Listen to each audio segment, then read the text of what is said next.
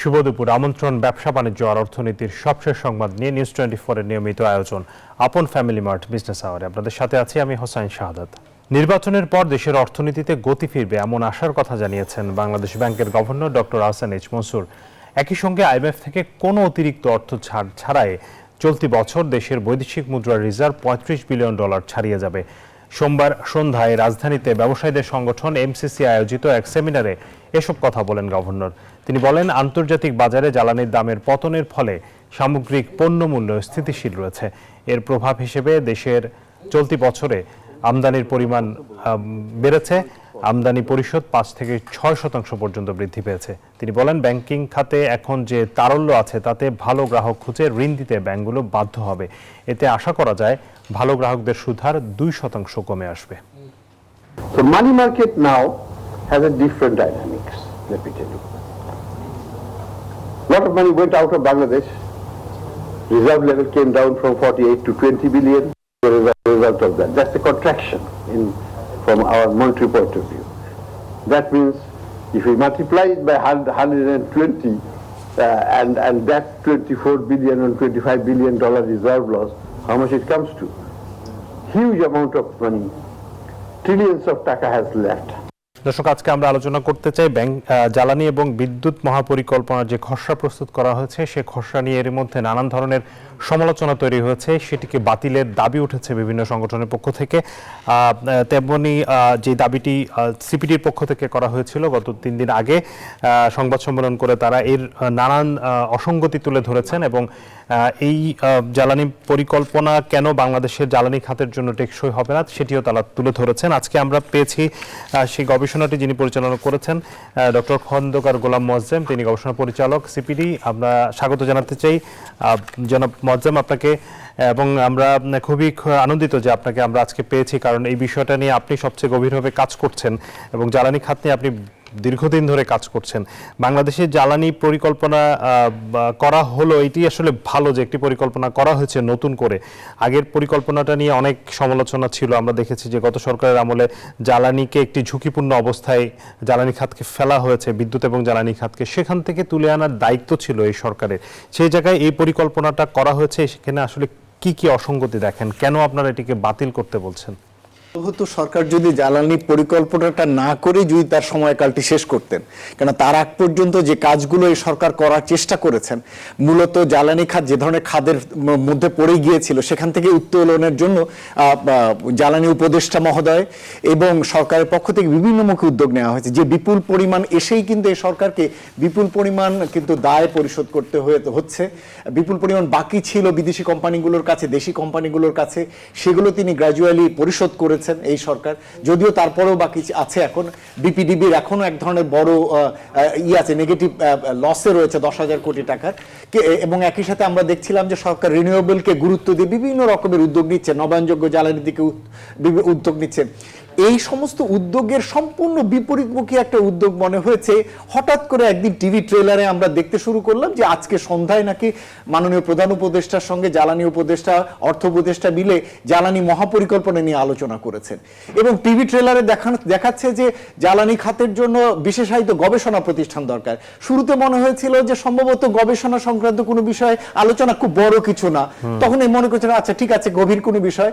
পরে যখন এটির পিপিটি যেটা প্রেজেন্টেশন যেটি হয়েছে সেটি হাতে পেলাম, তখন মাথায় হাত, এবং তখন তাকিয়ে দেখি যে না, বিশাল ব্যাপার, তারা ইতিমধ্যেই কাউকে না জানিয়ে অনেক ক্ষেত্রে এটা তৈরি করে ফেলেছেন। আগের যে পরিকল্পনাটি ছিল integrated energy and power master plan, যেটা আগের সরকার ঠিক নির্বাচনের আগে এটা অ্যাপ্রুভ করিয়েছিলেন, তখন আমরা ব্যাপকভাবে এটি সমালোচনা করেছিলাম, এটি বিভিন্ন দুর্বলতা। মানে একটু বলতে যে এই জানতে চাই যে এই যে পরিকল্পনা করা হচ্ছে এটি নিয়ে কোনো আগাম কোনো কথাবার্তা আলোচনা কিছুই হয়নি। দেখুন, ছোট্ট করে এটুকু জানা যাচ্ছিল সরকার নাকি আগের পরিকল্পনাটিকে পরিবর্তন করতে চান, এতটুকু তথ্য আমাদের কাছে ছিল। কিন্তু যখনই এটা নিয়ে আলাপ করতে চেয়েছি সরকারের সঙ্গে, এটা কে করছেন, কারা করছেন, কোনো কনসালটেন্টকে দিয়ে দিয়ে করানো হচ্ছে কিনা আমরা একেবারেই ধোঁয়াশার মধ্যে ছিলাম, এবং এটা যে এত দ্রুত কিছু একটা করা হচ্ছে সেটা মোটেও আমরা সেখানে টের পাইনি। কিন্তু যখন এরকম হুট করে ইলেকশনের আগে এই সরকার শেষ হয়ে যাওয়ার এত তাড়াহুড়ো করে করা, তখন স্বাভাবিকভাবে প্রশ্ন জাগে যে হ্যাঁ, এত তাড়াহুড়োর কি আছে।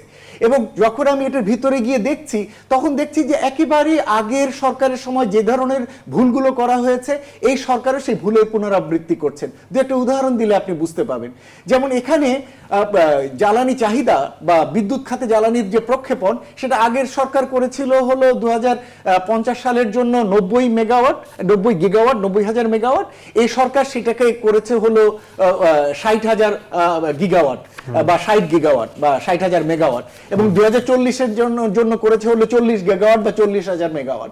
কিন্তু আমাদের হিসেবে আমরা দেখতে পাচ্ছি যে এই পরিমাণ চাহিদা আসলে ওই সময়ের ভিতরে হবে না, এবং আমরা নিজেরাও একটা প্রক্ষেপণ করেছি যেখানে আমরা দেখেছি যে 30 গিগাওয়াট বা 30,000 মেগাওয়াট হলেই হয়ে যায়, এর চেয়ে বেশি আমাদের প্রয়োজন হবে না এই সময়কালের ভিতরে। এই যে বাড়তি প্রক্ষেপণের একটা প্রবণতা, সেটি এখানে দেখছি। আবার দেখতে পাচ্ছি আগের সরকারের সময় আমরা সমালোচনা করেছি কয়লা দিয়ে এলএনজি কে গুরুত্ব না দিতে, এখন আবার দেখতে পাচ্ছি সেই কয়লা এলএনজি কে পুনরায় আবার সামনে নিয়ে আসার চেষ্টা। উপরন্তু আগের সরকার তাও এলএনজির জন্য $3.9 বিলিয়ন একটা বিনিয়োগের প্রক্ষেপণ দিয়েছিলেন, এই সরকার সেটিকে বাড়িয়ে $40 বিলিয়ন একটা বিনিয়োগ দিচ্ছেন এলএনজি ইনফ্রাস্ট্রাকচারের জন্য। এমনি আমরা বিদ্যুৎ খাতের বা জ্বালানি খাতের জন্য বিপুল পরিমাণ ডেটের ভিতরে রয়েছি, আমাদের লসের ভিতরে রয়েছি, সেখানে এই বিপুল ইনফ্রাস্ট্রাকচার করা হচ্ছে কি মাথায় রেখে? তার মানে হচ্ছে এখানে কিছু একটা স্বার্থ গোষ্ঠীর বিষয়কে মাথায় রেখে আবার এই এলএনজি কে গুরুত্ব দেওয়া, কোলকে গুরুত্ব দেওয়া।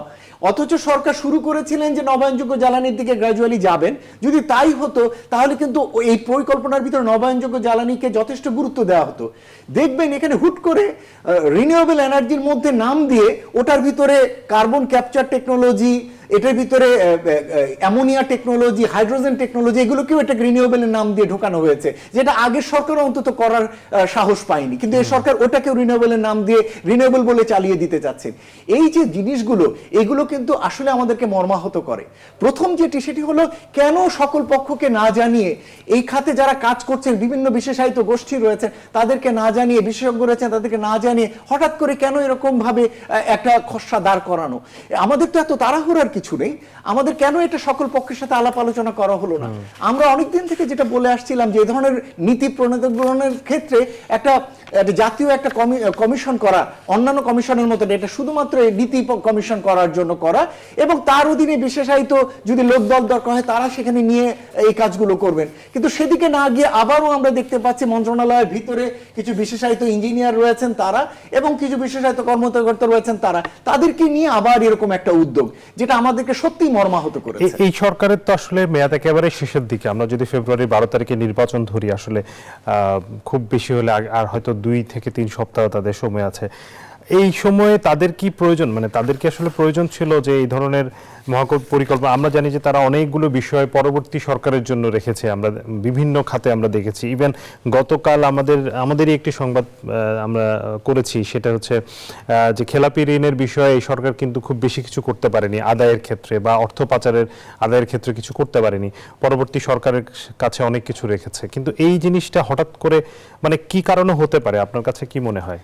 দেখুন, এটা স্বাভাবিকভাবেই প্রশ্ন জাগে যে এমনি আমাদের সমস্যা শেষ নেই, সেগুলো সমাধান করতে পারছি না, উপরন্তু আমরা নতুন কেন সমস্যা তৈরি করছি? নীতি যদি করতে হয় তাহলে সেরকম ধরনের প্রাগমেটিক নীতি করা।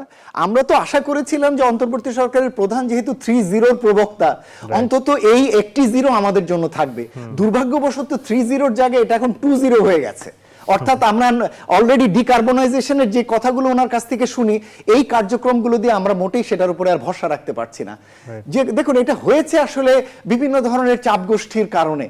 আমরা জানি যে প্রেসার গ্রুপগুলো সবসময় সরকারের নীতির মধ্যে প্রেসার ফেলে, এবং এখানে আমরা যেটা দেখতে পাচ্ছি যে এই যে এলএনজি লবি দেশের ভিতরে এবং দেশের বাইরে, কোল লবি দেশের ভিতরে এবং দেশের বাইরে, এরা এখন অব্যাহতভাবে চাপ দিচ্ছে, এবং কিছু সরকারও হয়তো এখানে যুক্ত থাকতে পারেন।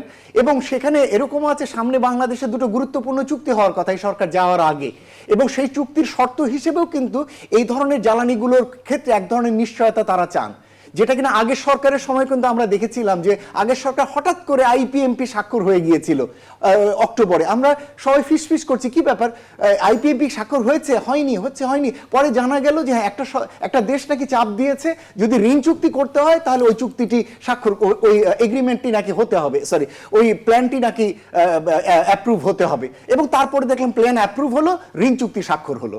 এখন কি এবারও কি সেরকম কিছু হতে যাচ্ছে? সুতরাং কোনোভাবেই এই যে হাস ফিস করে করা, কাউকে না জানিয়ে করা, এটা একেবারেই স্বচ্ছতার পরিপন্থী, গণতন্ত্রায়নের পরিপন্থী এবং বৈষম্যমূলক।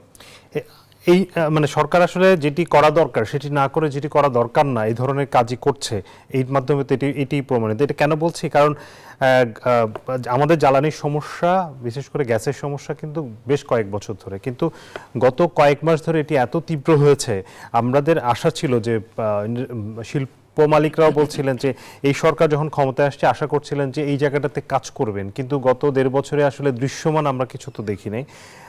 উপরন্তু আমরা যেটা দেখতে পাচ্ছি যে গত কয়েক মাস ধরে বাসাবাড়িতে গ্যাস পাওয়া যাচ্ছে না, শিল্পেও পাওয়া যাচ্ছে না, সারেও নাকি সার উৎপাদনে গ্যাস কমিয়ে দেওয়া হয়েছে, এবং আমরা দেখছি রান্নার গ্যাসেরও সংকট, এলপিজি সংকট, সবকিছু মিলে গ্যাস বা জ্বালানির খাতে এক ধরনের একটা ভালনারেবিলিটি তৈরি হয়েছে, যেটি আসলে এই সরকার গত 1.5 বছরে মানে দৃশ্যমান তো কিছু করতে পারেনি। তাহলে এই জায়গাটাতে আপনার কাছে কি মনে হয় এখানে ঘাটতি কি ছিল, মানে 1.5 বছরে আসলে সরকার কি করেছে, বিশেষ করে জ্বালানি মন্ত্রণালয়? দেখো, জ্বালানির ক্ষেত্রে যদি বলি যে আগের সরকারের সময় কিছু গ্যাসকূপ খননের উদ্যোগ নেওয়া হয়েছিল, এবং এবারের বাজেটেও কিন্তু গ্যাসকূপ খননের জন্য অ্যালোকেশন বাড়ানো হয়েছে, প্রায় 300% অ্যালোকেশন বাড়ানো হয়েছে, যার কারণে কিছু নতুন করে গ্যাসকূপ খননের কাজ চলছে। সমস্যা হচ্ছে গ্যাস পাওয়া গেছে সত্য, কিন্তু গ্যাসগুলো আবার ন্যাশনাল গ্রিডে আনার জন্য সবগুলো জায়গা প্রস্তুত না। যেমন আপনি ভোলায় পাওয়া গেছে বা বরিশালে পাওয়া গেছে, এখন এগুলো আনতে গেলে আপনাকে আবার নতুন করে গ্যাস পাইপলাইন করার প্রয়োজন আছে, যেটা কিছুটা সময় সাপেক্ষ ব্যাপার। কিন্তু তার থেকেও গুরুত্বপূর্ণ হলো যে গতিতে আসলে কূপ খনন হতে পারত সেই গতিটি কিন্তু আমরা দেখিনি। এমনকি কোনো ক্ষেত্রে আমাদের কাছে কিছুটা সন্দেহ তৈরি হয়েছে যে গ্যাসকূপ খননের চেয়ে সম্ভবত এলএনজি আমদানি করার ব্যাপারে কোনো চাপ থাকতে পারে, এবং সে কারণে অনেক ক্ষেত্রেই সরকারের ভিতরে চেষ্টা ছিল, কিন্তু বিভিন্ন রকমের, যেমন একবার কথা আসলো যে গ্যাসকূপ খননের জন্য কোম্পানি অ্যাসেসমেন্ট করতে হবে, এবং সেই কোম্পানি লোকাল দিয়ে হবে না, থার্ড পার্টি দিয়ে অ্যাসেসমেন্ট করাতে হবে, কেননা আইনগতভাবে এরকম একটা নাকি জটিলতা আছে। আমি একটু অবাক হলাম যে এই ধরনের জটিলতা কোথায় ওভারনাইট চাইলে ঠিক করে ফেলা যায়, কিন্তু আমরা দেখলাম যে সেইগুলোর জটিলতার কারণে গ্যাসকূপ খননের জায়গায় আগালো না। সরকার বঙ্গোপসাগরে অফশোরে গ্যাস এক্সপ্লোরেশনের জন্য টেন্ডার কল করেছিলেন, কিন্তু সেই টেন্ডার থেকেও কিন্তু একটি কোম্পানিও কিন্তু এই সময়কালে যুক্ত হলো না, কিন্তু সেটিও অ্যাসেস করে নতুন করে রিটেন্ডারে যাওয়া, সেই কাজগুলো কিন্তু শ্লথ। মোট কথা আমাদের কাছে কেন জানি মনে হয়েছে যে অভ্যন্তরীণ গ্যাস এক্সপ্লোরেশনে এই সরকার যদি আরও চেষ্টা করতেন তাহলে অন্তত এখন যে পরিস্থিতি তার অনেকটা হয়তো ভালো পরিস্থিতিতে যেতে পারতো। এটা হলো একটি দিক। আর একটি দিক হলো এই সরকারের কোনো ক্ষেত্রে আমরা একটু দায় হয়তো বেশি দিয়ে ফেলছি, কিন্তু এই দায়টা হয়তো এই সরকারের না। আগের সরকারের সময় এমন কিছু করে গেছে যে দায়ভার এই সরকারকে এখন নিতে হচ্ছে, দুর্ভাগ্যবশত সেটি না হলে আসলে এরকম একটা পরিস্থিতি হতো না। যেমন আমি গ্যাস দিতে পারছি না, অথচ আমি সার কারখানা করছি। যখন শাহজালাল সার কারখানা খোলা হয় তখনই আমাদের অনেক জায়গাতে গ্যাস দেওয়া যাচ্ছে না, তখনই আমরা প্রস্তুত তুলেছিলাম যে এই সার কারখানাটা গ্যাস কোথা থেকে আসবে। এখন যেটা হচ্ছে আপনি গ্যাস দিতে পারছেন না, উল্টো এখন আমদানি করতে হচ্ছে সার। কিন্তু আপনার যদি এখন অভ্যন্তরীণ গ্যাসগুলো, যেমন অনেক ধরনের গ্যাস কূপ রয়েছে, যেমন পুরনো কূপ, যেগুলো অর্ধ ব্যবহৃত কূপ, এই সমস্ত কূপগুলোতে যথেষ্ট সুযোগ আছে যেগুলোতে আপনি শর্ট টার্মে কুইক পেয়ে এগুলোকে আপনি ছেড়ে দিয়ে শর্ট টার্ম ক্রাইসিস ম্যানেজমেন্টে যেতে পারেন। সেদিকেও কিন্তু আমরা খুব বড় কিন্তু অগ্রগতি এই সময়কালে আমরা কিন্তু দেখিনি। মোট কথা আমাদের কাছে মনে হয়েছে যে জ্বালানি খাতের ব্যাপারে সরকারের এক ধরনের কি বলবো যে বিভিন্ন চাপগোষ্ঠীর বিষয়, এবং আবার পূর্বতন সরকারের এই যে বিপুল পরিমাণ দায়, এই দায় ঠেলতেই নিঃশ্বাস যাওয়া অবস্থা। এই সরকার দুর্ভাগ্যবশত সেইটি, আদারওয়াইজ যদি এগুলো না থাকতো হয়তো আরো কিছুটা বেটার ওয়েতে অবস্থাটা চেষ্টা করতে পারতেন, অন্তত জ্বালানি উপদেষ্টা মহোদয় যেহেতু এই খাতের লোক। এখন আসলে আমাদের কি করার আছে, মানে আমাদের যে এখন জ্বালানি সংকটটা এত তীব্র হয়েছে সেটির সমাধানে আমাদের হাতে কি খুব স্বল্পমেয়াদী বা কুইক কোনো সলিউশন আছে কিনা, এবং নতুন সরকারের হাতে আসলে যে চ্যালেঞ্জটা তারা নিতে যাচ্ছে তাদের আসলে প্রায়োরিটির জায়গায় কি হবে?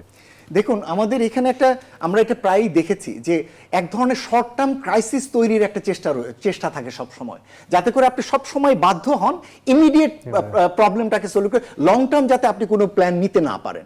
ফলে যেটা আমাদের এখানে হয়েছে, যখনই জ্বালানি সংকট হয়েছে ঊর্ধ্বমূল্যের জন্য, তখনই লো কস্ট জ্বালানির দিকে আমরা গিয়েছি। আর যখনই ডিজেলের দাম বেড়েছে তখনই আমি ফার্নেস অয়েলে গিয়েছি।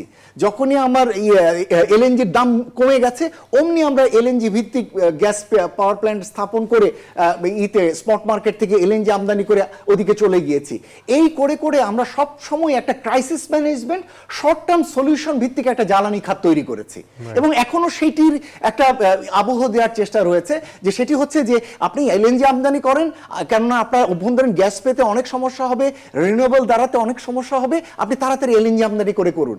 এবং তার সাথে যুক্ত হয়েছে এখন দীর্ঘমেয়াদী এই যে $40 বিলিয়ন যে বিনিয়োগ করার পরিকল্পনা, এখানে একবার যদি দেশে এলএনজি ইনফ্রাস্ট্রাকচার তৈরি হয়ে যায়, আপনি তো তখন পরবর্তীতে সবসময়ই চাইবেন যে এত টাকা বিনিয়োগ করে একটা ইনফ্রাস্ট্রাকচার করেছি, এটি কি ফেলে রাখবো? তখন দেখা যাবে যে চান বা না চান আপনি এলএনজি আমদানি করতে আপনি বাধ্য হবেন। সুতরাং এই যে ইনফ্রাস্ট্রাকচার তৈরির প্রবণতা, এটাও আসলে এই কৌশলের একটা অংশ। সুতরাং এই সমস্ত জায়গা থেকে যদি বেরোতে হয়, অবশ্যই রাজনৈতিক সরকারগুলোর জন্য সবসময় শর্ট টার্ম একটা প্রেশার থাকেই। জনগণ চায় তার ইমিডিয়েট বাড়িতে যাতে গ্যাস আসুক, বিদ্যুৎটা লোডশেডিংটা যাতে কম হয়, অথবা শিল্প কারখানায় অথবা দোকানে যাতে এলপিজির সরবরাহটা যাতে হয়, এটি সরকারের জন্য একটা ইমিডিয়েট ক্রাইসিস। আমার ধারণা ইমিডিয়েট এই ক্রাইসিসটুকু আমাদের অ্যাড্রেস করতে হবে, কিন্তু এটা যেন আমাদের লং টার্ম যে জ্বালানি সলিউশন সেটার যেন উপায় না হয়ে যায়। সেই জন্য আমি বলবো যে নতুন সরকার যিনি আসবেন তিনি কিছু ইমিডিয়েট শর্ট টার্ম ক্রাইসিস ম্যানেজমেন্টে যাবেন, কিন্তু তার লং টার্ম যে ডেস্টিনেশন 2040, 2050, ডিকার্বনাইজেশন, রিনিউয়েবল এনার্জির দিকে তার যে যাওয়া, ওই পথটা থেকে তিনি যেন কখনো পিছুপা না হন। এবং শর্ট টার্ম এমন কোনো বড় ইনফ্রাস্ট্রাকচারে আপনি না, যেমন এখানে এফএসআরইউ করার কথা বলা হয়েছে, ল্যান্ড বেসড একটা করা বলা হচ্ছে, এলএনজি প্রসেসিং ইউনিট করার কথা বলা হচ্ছে। এটি করা হলে সেটিও আবার আপনাকে বাধ্য করবে। আবার দেখছেন আপনি আবার আরেকটা নাকি পারমাণবিক প্ল্যান্ট করার আপনার পরিকল্পনা আছে এটার ভিতরে দেখতে পাচ্ছি চিটাগাঙে। একটির ধকলই সামলাতে পারছি না, শুনতে পাচ্ছি যে এটির যে পরিমাণ ঋণ এবং পরিশোধের যে চাপ আসছে, মাথা খারাপ অবস্থা। তাহলে এই সমস্ত পরিকল্পনাগুলো কে দেন, কারা এগুলোকে ঢুকাতে বলেন? গভর্নমেন্ট এমনি হাঁসফাঁস করছেন, টাকা পরিশোধ করতে করতে সর্বশান্ত অবস্থা। এই সমস্ত নতুন বিনিয়োগে কেন যান? সুতরাং অনুরোধ থাকবে এই ধরনের বড় বিনিয়োগ, ফসিল ফুয়েল বেসড বিনিয়োগ, ট্র্যাডিশনাল এনার্জি বিনিয়োগ এবং নতুন নিউক্লিয়ার পাওয়ার প্ল্যান্টের মতো বিনিয়োগ, এগুলো থেকে যেন নতুন সরকার বেরিয়ে আসে। আমরা বিরতিতে যাব, তার আগে আপনার কাছে একটি প্রশ্ন। বিরতির পর আমাদের সাথে আরো একজন অতিথি যুক্ত হবেন, বিকেএম এর প্রেসিডেন্ট মোহাম্মদ হাতেম যুক্ত হবেন। আমরা একটু বন্ডের সুতা আমদানি নিয়েও আলোচনা করতে চাই। তার আগে একটু ছোট করে জানতে চাইবো যে এই মুহূর্তে আসলে সাধারণ মানুষ কি করবে? সাধারণ মানুষকে সরকার গ্যাস দিতে পারছিল না, অর্থাৎ রান্নার জন্য, যেটি একেবারে বাসাবাড়ি কিংবা রেস্টুরেন্টের কথা বলি, মানুষ এলপিজির উপর নির্ভরশীল হয়েছে, কিন্তু এলপিজি গ্যাসেরও ক্রাইসিস বাজারে পাওয়া যাচ্ছে না। আসলে তাহলে সামনের দিনে আমাদের বাসাবাড়ির রান্নার ব্যবস্থাটা আসলে কিভাবে হবে সাস্টেইনেবল ভাবে? দেখুন, সেই কারণেই সরকার দুদিন আগে আমরাও সাজেস্ট করেছিলাম যে ক্রাইসিস ম্যানেজমেন্ট যেহেতু করতেই হবে, সরকার যেন দ্রুত G2G ভিত্তিতে আমদানি করে। তাহলে এই যে টাকার ঘাটতি, এলসি খুলতে সময় লাগে, যথেষ্ট মানে এলসি দেয় না ব্যাংকগুলো, এগুলো থেকে কিছুটা বেরিয়ে এসে সরকার দ্রুত আমদানি করতে পারবেন। কিন্তু এটা যেন শর্ট টার্ম একটা ব্যবস্থা হিসেবে থাকে। যদিও সরকার বলছেন যে তিনি শুধু আমদানি পর্যায়েই থাকবেন, বটলিং এবং ডিস্ট্রিবিউশনটা যেহেতু প্রাইভেট কোম্পানিগুলো আছে তারা তাদের কাছ থেকে নিয়ে করবে। কিন্তু সরকারের কাছে অনুরোধ থাকবে যে পরিমাণ চাহিদা বা ঘাটতি রয়েছে সেটি যেন সাফিসিয়েন্টলি তারা আমদানি করেন। যেমন দেশে 1 lakh metric ton, 1 lakh litre সম্ভবত এলপিজির ঘাটতি আছে এই মুহূর্তে, যতটুকু আসার কথা ছিল। এখন তার বিপরীতে সরকার যদি 10,000 আনেন বা 50,000 আনেন, ঘাটতি কিন্তু থেকেই যাবে। সুতরাং যে ঘাটতি আছে সেই পরিমাণ ঘাটতি টার্গেট করেই তারা যেন আমদানি করেন, বেসরকারি খাতও যেন আমদানি করে এবং যথেষ্ট মাত্রায় সাপ্লাই যেন থাকে, এবং সরকার যেন বাজার মনিটর করে। বেসরকারি খাতে যেটা দেখা যায়, বাসাবাড়ির উপরে ছাদে সবাই স্তূপ করে রেখেছে, যারা ডিস্ট্রিবিউটর তারা একটা দুটো করে ছাড়ছে, বাকিগুলো তারা পিছনে রেখে দিচ্ছে, অর্থাৎ ডিস্ট্রিবিউশন চ্যানেলগুলো প্রপারলি এগুলো ডিস্ট্রিবিউট করছে কিনা এবং সেগুলো কেউ আবার বাসাবাড়িতে গুদামজাত করে বেশি মুনাফা করছে কিনা, ওটিও কিন্তু সরকারি নজরদারির ভিতরে আনতে হবে। জি, আপনাকে অনেক ধন্যবাদ। আমরা আবার আসছি ফিরে বিরতির পর। দর্শক, আপন ফ্যামিলি মার্ট বিজনেস আওয়ারে সময় হচ্ছে বিরতির, ফিরছি একটু পর সাথে থেকে।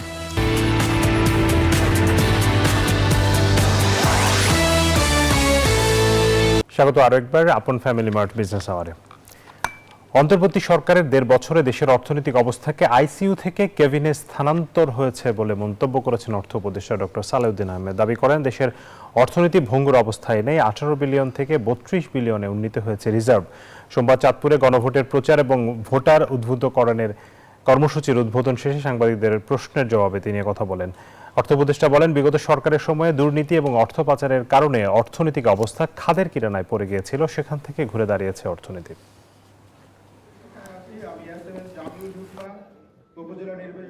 ভঙ্গুর অবস্থা নাই। আপনি রিজার্ভ ছিল 18 বিলিয়ন ডলার, এখন 32 বিলিয়ন। ফরেন এক্সচেঞ্জ মার্কেট টালমাটাল অবস্থা, স্টেবল, রেমিটেন্স হাই, এক্সপোর্ট একটু মাঝখানে একটু কমেছে, কিন্তু এক্সপোর্ট অনেক এগিয়ে গেছে। আর দেখেন, 18 কোটি লোকের মধ্যে কিন্তু ক্ষুধা এবং ইসের জন্য খুব ইস্যু হয়নি। রোজার সময় আমরা একটা ম্যাক্সিমাম জিনিসপত্র ইম্পোর্ট করছি। দর্শক, এবার আমাদের নিয়মিত আয়োজন পত্রিকাগুলো যে সংবাদ বাণিজ্য বিষয়ক, সেগুলো এক নজর দেখে নিতে চাই। আমার কাছে প্রথমে আছে দৈনিক বণিক বার্তা। তারা প্রথমে সমকাল পত্রিকায় আমরা দেখতে পাচ্ছি, স্বাধীন কেন্দ্রীয় ব্যাংক সংকট মোকাবেলায় সক্ষমতা বাড়ায়, এটি একটি সংবাদ করেছে। আমার কাছে মনে হচ্ছে আমাদের যেই আমরা আবারও আসছি, আমাদের কাছে যে সংবাদগুলো আছে সেগুলো নিয়ে আমরা আবারও আসবো। এই মুহূর্তে আলোচনায় যেতে চাই, জনাব মোয়াজ্জেম আমাদের সাথে আছেন। তার আগে আমি একটু আলোচনার ভিতরে শুরুতে আপনাদের এই যে স্বাধীন কেন্দ্রীয় ব্যাংকটি, আমার একটা মন্তব্য রয়েছে, সেটা করতে পারি? জি, দেখুন, স্বাধীন কেন্দ্রীয় ব্যাংক বলতে এখন আমি জানি না, যেভাবে চিন্তা করা হচ্ছে সেটা হচ্ছে যে এটাকে মন্ত্রণালয় বা প্রধানমন্ত্রীর অধীনে না রেখে এটাকে রাষ্ট্রপতির অধীনে এক ধরনের স্বাধীন নিয়োগ প্রক্রিয়ার মাধ্যমে এটা নিয়ে আসা। আমার কাছে মনে হয় যে এটা আসলে সঠিক হবে না, কেননা একটি দেশের ব্যাংকিং ব্যবস্থা বা অর্থ ব্যবস্থা পরিচালনার ক্ষেত্রে কেন্দ্রীয় ব্যাংকের স্বাধীনতা নিয়ে প্রশ্ন নেই। অবশ্যই তার নিরপেক্ষতার জন্য, সরকারের বাড়তি ইনফ্লুয়েন্সের জন্য সেটা দরকার আছে, কিন্তু নিয়োগ প্রক্রিয়াটি অথবা সরকারের সঙ্গে তার যে ভারসাম্য রাখা, এটির জন্য প্রধানমন্ত্রীর তত্ত্বাবধানেই বা মন্ত্রী পরিষদের তত্ত্বাবধানেই আসলে তার নিয়োগটি হতে পারে। কিন্তু নিয়োগ প্রক্রিয়ায় যে সমস্যাগুলো আমরা আগের সরকারের সময় দেখেছি, যে একেবারে নিজের দলের লোক না হলে, একেবারে মাথা বিক্রি করে দেয়া না হলে এই ধরনের লোক নেয়ার ক্ষেত্রে সমস্যা, সেই প্রক্রিয়াটি সংশোধন হতে পারে। এবং সেই সংশোধনটি করার ক্ষেত্রে আমরা মনে করি যে স্বাধীন একটি নিয়োগ প্রক্রিয়া করা যেতে পারে, সেটি পার্লামেন্টের সিস্টেমের আদলে, যেখানে পার্লামেন্টের ভিতরে একটি নিয়োগ থাকবে, যেটা উন্নত দেশগুলোতে আমরা দেখি যে সেখানে গিয়ে যাদেরকে মনোনয়ন দেওয়া হয় তাদের সেখানে গিয়ে স্ক্রুটিনি করা হয়, তাদেরকে ভেরিফাই করা হয়। সেরকম একটি প্রক্রিয়া আমার মনে হয় যে মন্ত্রী পরিষদ বা প্রধানমন্ত্রী বা অর্থ মন্ত্রণালয়ের আদলেই হতে পারে। তবে এই যিনি নিযুক্ত হবেন বা যাকে মনোনয়ন দেওয়া হবে, শর্টলিস্ট করা হবে, স্ক্রিনিং করা হবে, তার একটি ভ্যালিডেশন, এটা আমার মনে হয় যে সংসদে হতে পারে। সংসদের স্পিকার বা ডেপুটি স্পিকার বা ওইখানে 10 সদস্যের একটি কমিটি থাকতে পারে, যে সেই কমিটির কাছে যাকে নিযুক্ত করা হলো তিনি তার ক্রেডেনশিয়াল সেখানে জানাবেন এবং তার পরিকল্পনা জানাবেন, এবং সেখানে তর্ক বিতর্কের মাধ্যমে তার যোগ্যতার বিষয়টি সকলের কাছে এক্সপোজড হবে। কিন্তু পুরো প্রক্রিয়াটিকে সরকারের বাইরে নিয়ে যাওয়াটি, এটি আসলে এক ধরনের সরকারের উপর বাড়তি চাপ তৈরি করতে পারে তার নীতি সিদ্ধান্ত বাস্তবায়নের ক্ষেত্রে। সুতরাং যেমন আপনি মনে করেন যে সরকার হয়তো কোনো একটি বিশেষ প্রয়োজনে এই মুহূর্তে চান যে এক্সপ্যানশনারি তার মনিটারি পলিসি দরকার, কিন্তু কেন্দ্রীয় ব্যাংক বাড়তি মূল্যস্ফীতিকে কন্ট্রোল করতে গিয়ে সে হয়তো মুদ্রা সরবরাহ কমিয়ে দিতে চায়, কিন্তু সরকার তার রাজনৈতিক দিকে যৌক্তিকভাবেই হয়তো তার দরকার, তিনি তার রাজনৈতিক কারণে বিভিন্ন জায়গায় প্রকল্প নিতে চান, যৌক্তিক প্রকল্প, কিন্তু কেন্দ্রীয় ব্যাংক মনে করছে যে মূল্যস্ফীতি এখন বেশি গুরুত্ব দেওয়া দরকার, সরকারি প্রকল্প না।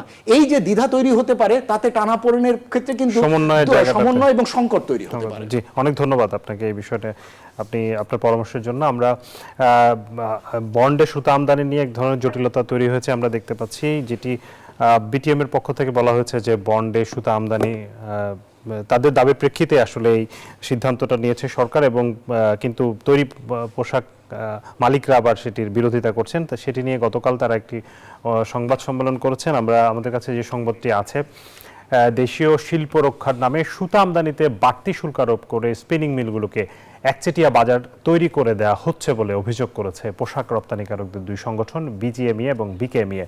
সরকারের সিদ্ধান্ত তৈরি পোশাক শিল্পের জন্য মারাত্মক বিপর্যয়কর এবং আত্মঘাতী বলে দাবি করে তা অবিলম্বে প্রত্যাহারের দাবি জানিয়েছে সংগঠন দুইটি।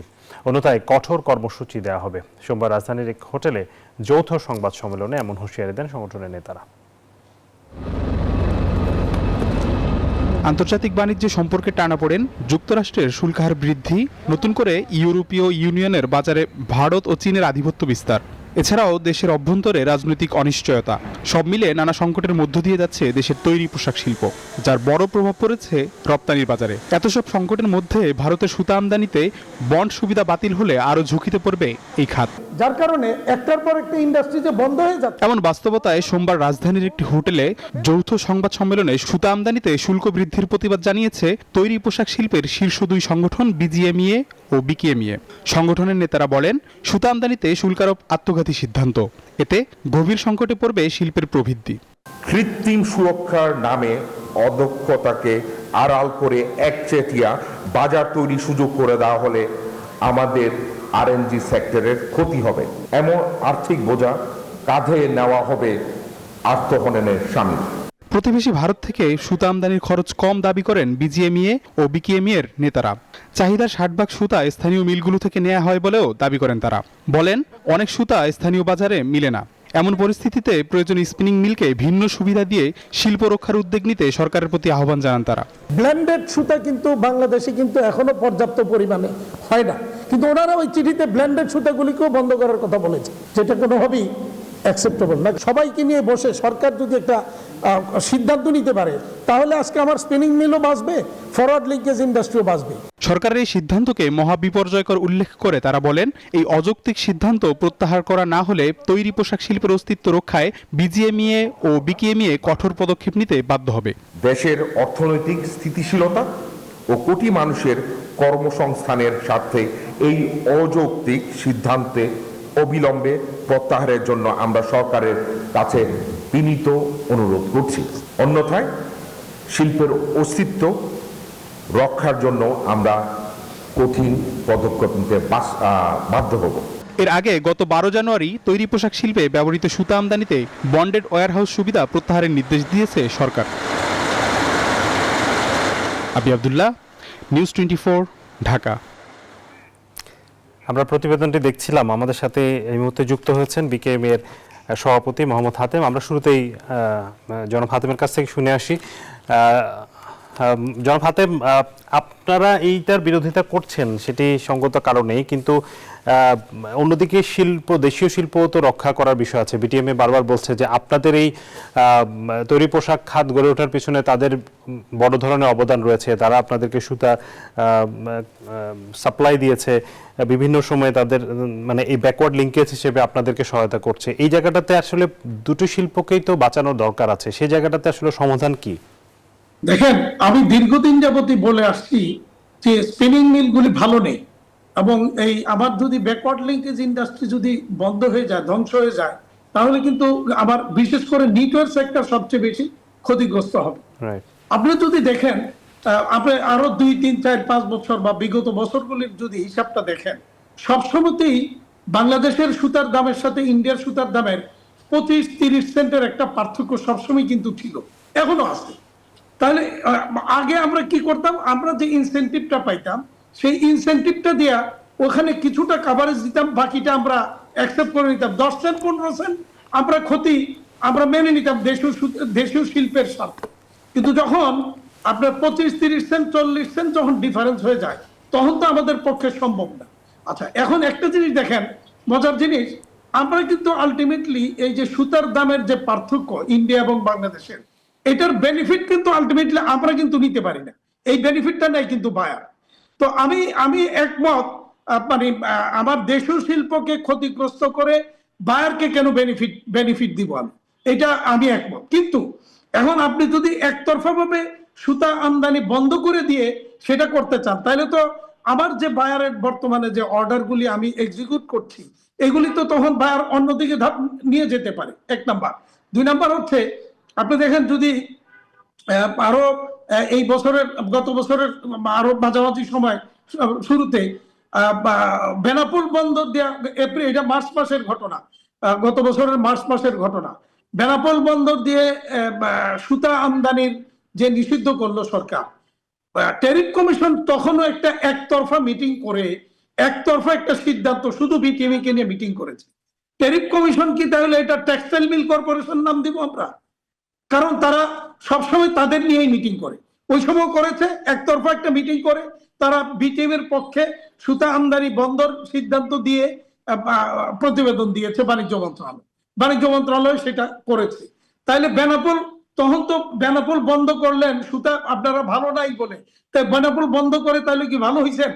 ভালো হইতে পারেন না। কারণ আমি তখনও বলছিলাম যে এই সমাধান কিন্তু এটা না, বেনাপোল বন্ধ করে দেওয়া সমাধান না। ইন্ডিয়া থেকে সুতা আমদানি বা কটন সুতা বন্ডের আওতায় এখন যেটা করতে চাচ্ছে, বন্ডের আওতায় কটন সুতা আমদানি বন্ধ করা, এটা কিন্তু সমাধান না।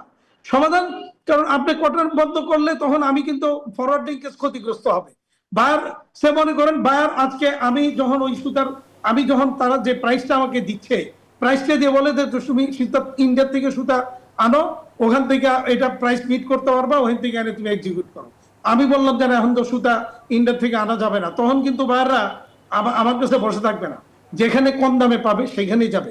বিষয়টা হচ্ছে আমরা কিন্তু আন্তর্জাতিক বাজারে কম্পিটিশন করে আমাকে টিকতে হয়। তো দেশীয় সুতাকে বা দেশীয় স্পিনিং মিলগুলিকে রক্ষা করতে হবে, এর মধ্যে কোনো আমাদের দ্বিমত নেই, কোনো সন্দেহ নেই। কিন্তু পাশাপাশি ফরওয়ার্ড লিঙ্কেজ তো বাঁচাতে হবে। তাহলে কি করতে হবে? ইন্ডিয়া কি করতেছে আপনি যদি একটু দেখেন, ইন্ডিয়ার রাজ্য সরকার বিভিন্ন 7টা-8টা রাজ্যের মধ্যে তারা নানা রকমের ফ্যাসিলিটি দিচ্ছে।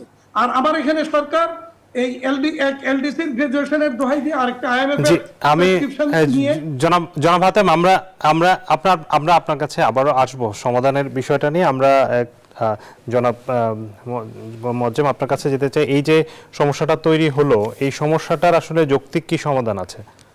প্রথমে হলো যে রোগটা সত্য, কিন্তু ওষুধটা সম্ভবত ঠিক না। মানে এটা ঠিক যে আমাদের টেক্সটাইল মিলগুলোর সমস্যা হচ্ছে, এবং সেই মিলের সমস্যা হওয়ার অনেকগুলো কারণ। তার ভিতরে একটি হলো যে সাম্প্রতিককালে দেখবেন আপনি গ্যাসের মূল্য বৃদ্ধি পেয়েছে, বিদ্যুতের মূল্য বৃদ্ধি, আমদানি ডলারের বিপরীতে টাকার বিনিময় হয় অবমূল্যায়ন, ব্যাংক থেকে টাকা নেওয়ার ক্ষেত্রে সুদের হার বৃদ্ধি, সবকিছু মিলে অভ্যন্তরীণ উৎপাদন ব্যয় বৃদ্ধি হয়ে গেছে টেক্সটাইল মিলগুলো। ফলে আগে আমাদের ব্যবসায়ীরা ওই যে যেটা একটু আগে হাতেম ভাই বলছিলেন যে কিছুটা মার্জিন থাকলেও তারা বিদেশ থেকে না এনে দেশীয় টেক্সটাইল নিতেন, এখন আর তারা সেটা নিয়ে পারেন না। কিন্তু আবার এই যে অভ্যন্তরীণ টেক্সটাইল মিলগুলোর যে বাড়তি ব্যয়, এটাও তো সত্য, কিন্তু সেটা ঠিক করতে গিয়ে আপনি যে ট্যারিফটি যে ইম্পোজ করতে, অর্থাৎ এই যে বন্ডের সুবিধা উঠিয়ে দেওয়া মানে হচ্ছে সাধারণ ট্যারিফ দিয়ে আপনাকে আনতে হবে। তাহলে কিন্তু যেটা দাঁড়াবে সেটা হলো যে আপনি মনে করছেন যে যদি না আসে তাহলে দেশীয় সুতা ব্যবহার হবে, তা কিন্তু হবে না। তার কারণ হচ্ছে কিছুদিন আগে করা হলো যে বন্দর বন্ধ করে দিয়ে আপনি সমুদ্র বন্দর দিয়ে আনলেন, ব্যয় বেশি হবার পরেও কিন্তু দেখা গেল যে ইন্ডিয়ান আমদানি বাড়ছে। তার মানে হচ্ছে যে ব্যয় বেড়েছে তার থেকে আমদানি ব্যয় এত কিছুর পরেও বেশি। এইটা কেন তাহলে আমাদের দেশের সুতা মানে টেক্সটাইল মিলগুলা বা স্পিনিং মিলগুলা কেন এই সরবরাহটা দিতে পারবে না? এটা শুনবো। আমি একটু বিরতির সময় হচ্ছে, দুঃখিত আপনার কাছ থেকে আমি নিচ্ছি। দর্শক, আবারও বিরতির সময় হচ্ছে, ফিরছি একটু পর, সাথে থাকুন।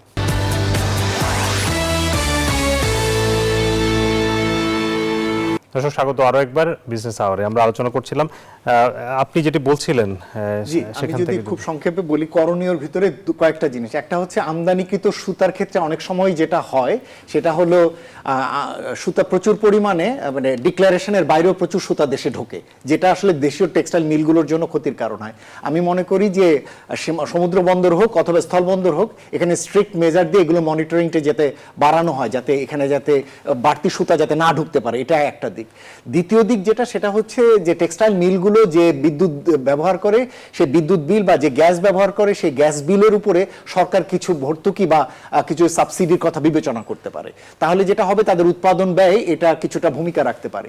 তবে এটা মাথায় রাখা দরকার, এখন যে ক্রাইসিসটা, বৈশ্বিক চাহিদা যদি না বাড়ে, গার্মেন্টসের চাহিদা যদি বৈশ্বিক পর্যায়ে যদি না বৃদ্ধি পায়, তাহলে কিন্তু আমরা এই ধরনের মেজার নিয়ে খুব বড়ভাবে আমাদের টেক্সটাইলকে সামনে নিতে পারবো না। সুতরাং আমাদেরকে মার্কিন বাজার বা ইউরোপের বাজারের বাইরে বিকল্প বাজারগুলোতে যদি রপ্তানি বাড়ানো যায়, এটা আমাদের জন্য কাজে। ধন্যবাদ। আমরা একেবারে শেষের দিকে, জনাব হাতেম, আপনি 1 মিনিটে যদি বলেন সমাধান কি আছে এই মুহূর্তে। মজ্জাম ভাই ঠিক পয়েন্টেই বলেছেন কথাটা। আপনি দেখেন আমাদের লোকাল স্পিনিং মিলগুলির ম্যানুফ্যাকচারিং কস্ট বেশি হয় কেন? প্রথমত হলো ব্যাংকের ইন্টারেস্ট রেট বেশি। আপনি দেখেন ইন্ডিয়াতে কিন্তু ব্যাংক ইন্টারেস্ট রেট ইন্ডাস্ট্রির ক্ষেত্রে 6%-এর নিচে। তারপরে ওখানে একটা রোড ট্র্যাপ নামে একটা 11 রুপি পার কেজিতে ওরা একটা ইনসেন্টিভ দেয়। তারপরে আপনার লোকাল ইন্ডাস্ট্রি স্থাপনের ক্ষেত্রে নানা রকমের সুবিধা ওখানে দেওয়া আছে, যেগুলি বাংলাদেশে কোনোটাই বর্তমানে আর নাই। রপ্তানি খাতে সবগুলি প্রত্যাহার করে নিয়েছে এলডিসির গ্রাজুয়েশনের দোহাই দিয়ে আর আইএমএফ এর প্রেসক্রিপশনের দোহাই দিয়ে সব প্রত্যাহার করে নিয়েছে। তো অটোমেটিক্যালি আমাদের ইন্ডাস্ট্রি মানে কম্পিটিটিভনেস শেষ করতে হবে। সরকারকে ওই জায়গাটাতে আসতে হবে। যে আপনি গ্যাসের বিল দেখেন, আপনি 12 টাকার গ্যাসের বিল যখন অনেক ধন্যবাদ জনাব হাশেম আপনাকে। দর্শক, আমরা আলোচনা শেষ করছি এখানে। আপনাদেরকে ধন্যবাদ, আপনারা আমাদের সাথে ছিলেন। শেষ করছি বিজনেস আওয়ারের আজকের।